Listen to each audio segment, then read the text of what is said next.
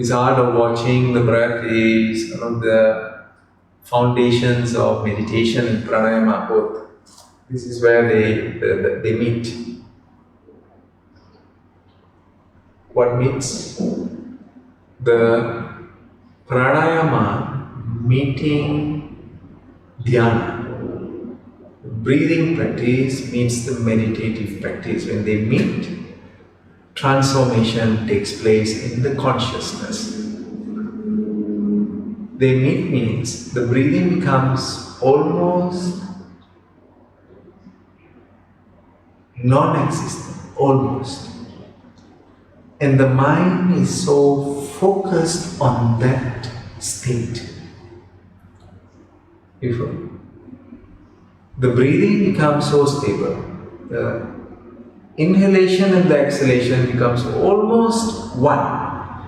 And the mind is so captivated by that state.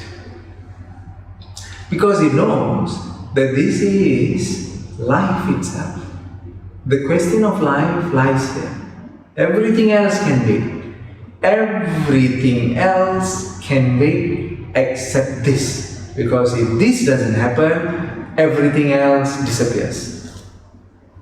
This means the breath. Now the mind is extremely curious when it experiences a state where the breathing feels as though it has been suspended. Then one of the psychological fears are overcome. The fear of death is overcome because the fear of death is due to the fear of losing the next breath. But when you have seen this, where the breath is discontinued and you are fully alive, that fear is dissolved, a win in life. This is some of the experiences of moksha or self-realization or enlightenment. So this is where we direct our mind to be captivated, to be so enchanted, to succumb, to be seduced by the breath or the reduction of breath or the eventual disappearance of breath, which is such an attractive phenomenon. Watch. It's a spectacular experience, much more than anything else in existence. This is the key to the mysteries of life. We are not interested in the mysteries of death. Why should we? We must be interested in unveiling and revealing the art of living. The mysteries must be dissolved, must be solved. We must get the answers in this lifetime. How? Practice Hatha Yoga, master your Yoga Nidra, practice your Pranayamas, master KRIYA, and then attain this significant evolution, clarity, self-realization, and glimpses of enlightenment. You know you're watching the breath. As you watch the breath, go deeper inside. Go to the innermost chambers of your heart. Dive deep inside. Go inside, deep inside. The journey is infinite. The journey towards the infinitesimal point is a journey of infinity, because you can never find the infinitesimal point. If you find it, it is Maya, it's illusion. As you keep on traveling, as you journey inside, Many worlds will start to be revealed. These are not the physical worlds, these are the worlds of the inner dimensions. Cannot be described. How to describe? Because there is no vocabulary available, because this language has not been spoken,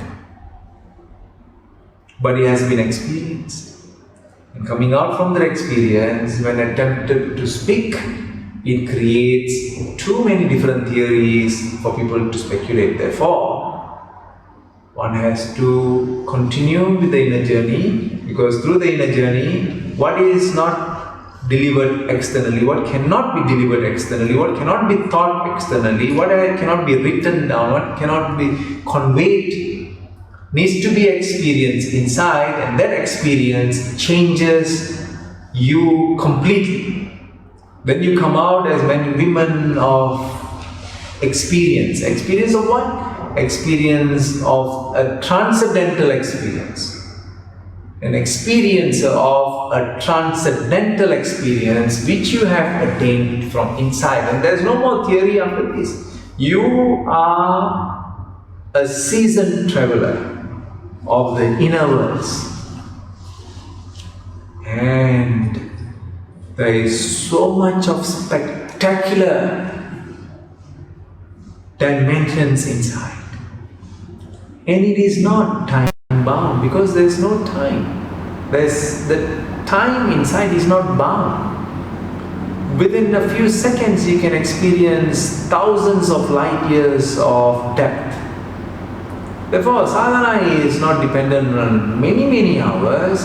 It is dependent on a laser-like concentration, mastery of relaxation, and the ability to bring the mind to these dimensions. A spectacular, infinite dimension exists inside, much more beautiful, much more pleasurable than anything that one has experienced externally, because externally everything is limited by the senses. It's limited.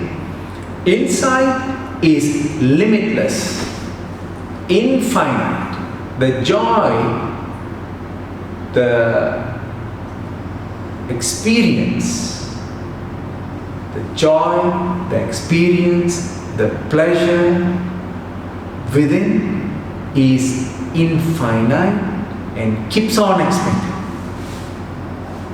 This is what you need to embark on. This is the journey which you should focus on. And again, let me reaffirm that it is not bound by how much time you put, because within, since it is not bound by time, you can achieve it within seconds, and it may feel like years. But when you come out, it is just maybe 5 to 10 seconds or maybe 5 minutes, that's it. But it will feel like lifetimes have been experienced. This is the subject called samadhi. The experience of samadhi is exactly as what I am explaining to you right now. You may feel that you have gone through lifetimes, and when you come out from that deep, subjective, beautiful experience, you may find that it has only been 10 minutes. But the quality of concentration has been developed over some time of sadhana. This is essential. So that is the reason why tapas, discipline, is so crucial in the practice. And the tapas and the experience has to be pleasant. Has to be pleasant. And who are the candidates who will be eventually able to reach this? Those who are the most pleasant.